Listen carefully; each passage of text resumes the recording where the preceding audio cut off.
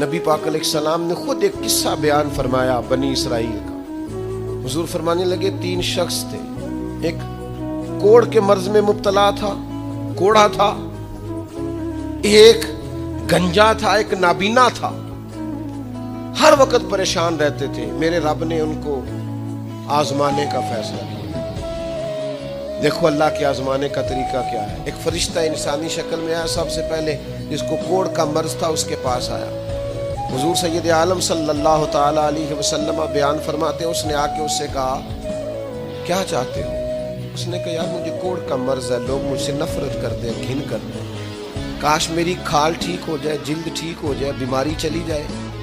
تو فرشتے نے ہاتھ پھیرا، اللہ نے شفا عطا کر دی. شفا کس نے دی؟ ہاتھ کس نے پھیرا؟ کوئی عرض نہیں. اگر کسی وقت کوئی بزرگ دم کر دے، ہاتھ پھیر دے تو شفا اللہ ہی دیتا ہے.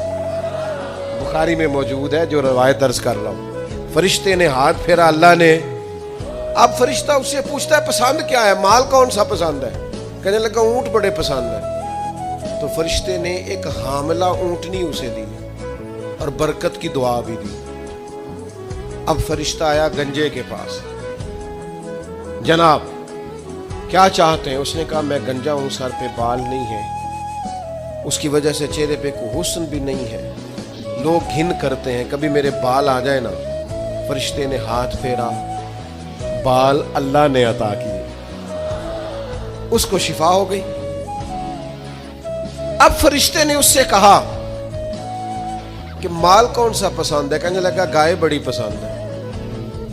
فرشتے نے اس کو ایک حاملہ گائے دی اور برکت کی دعا بھی دی.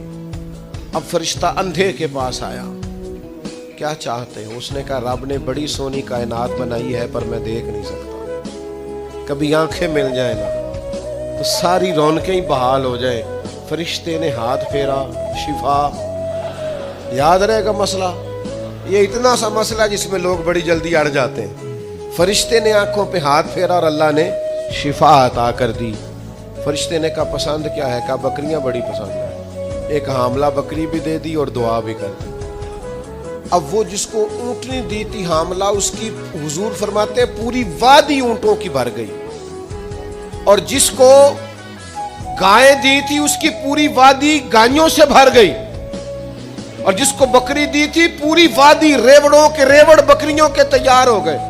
اب رب نے فیصلہ کیا آزمائش کرنے